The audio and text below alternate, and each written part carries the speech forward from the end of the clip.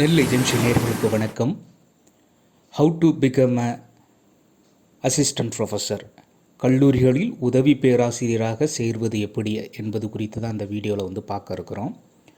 இப்போ பார்த்துட்டிங்கன்னா ஸ்கூல்ஸ் இருக்குது. ஸ்கூல்ஸில் டீச் பண்ணுறவங்கள டீச்சர் அப்படின்னு சொல்லுவாங்க.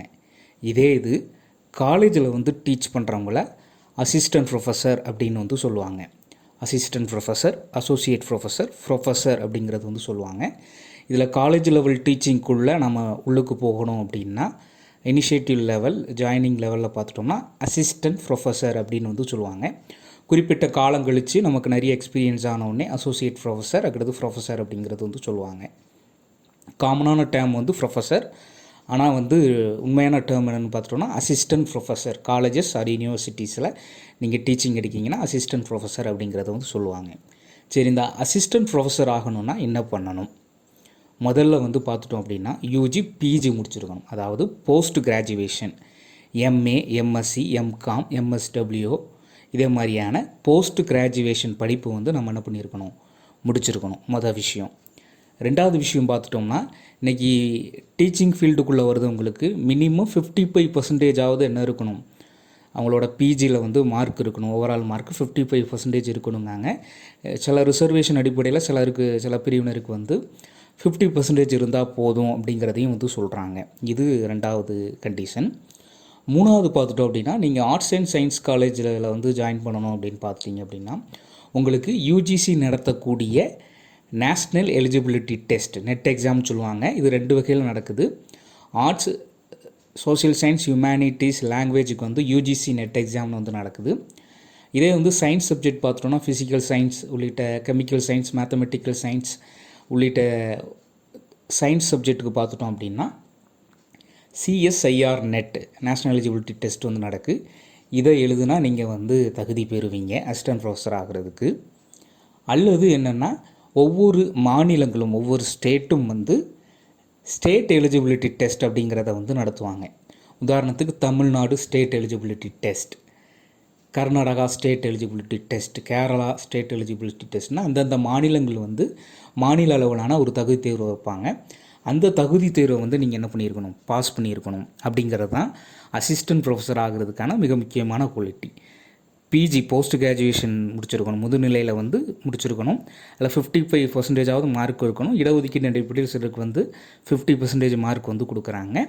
இதே இது நீங்கள் பிஜி முடிச்சுட்டு நெட் ஆர் செட் எக்ஸாம் மேஜராக எழுதணும் அப்படிங்கிறத சொல்கிறாங்க. அதுபோக பிஹெச்டி படிச்சிருக்கணும் அப்படிங்கிறதையும் சொல்லுவாங்க. பிஹெச்டியும் ஒன் ஆஃப் த குவாலிஃபிகேஷனாக இருந்தது. முந்தி என்ன குவாலிஃபிகேஷன் இருந்ததுன்னா நெட்டு செட் ஆர் பிஹெச்டி 3ல் எது முடித்தாலும் ஓகே அப்படிங்கிறத சொல்லியிருந்தாங்க. இடையில பிஹெச்டி மேண்டேட்ரியாக வேணும் யூனிவர்சிட்டியில் எடுக்கணும் அப்படிங்கிறத சொல்லியிருந்தாங்க.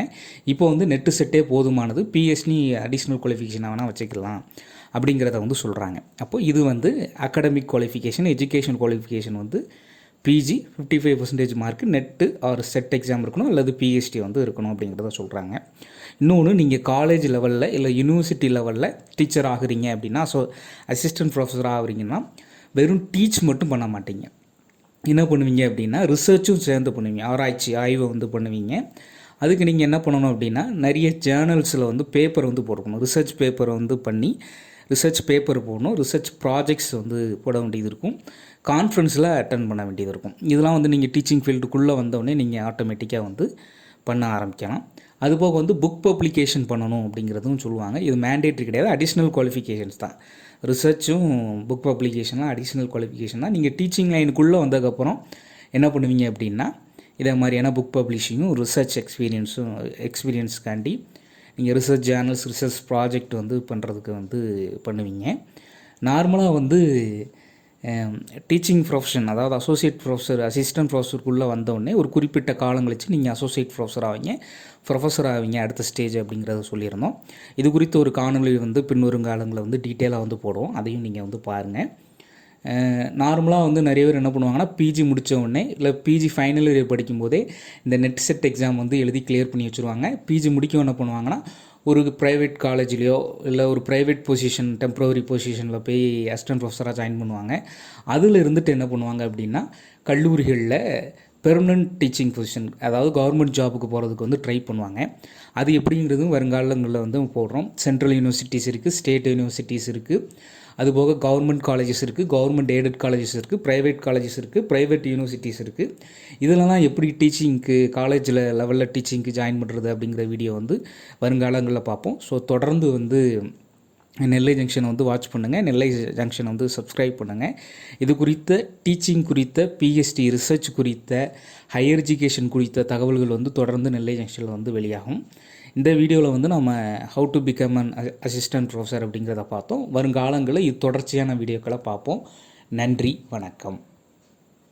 தொடர்ந்து இணைந்திருங்கள் நெல்லை ஜங்ஷனுடன்.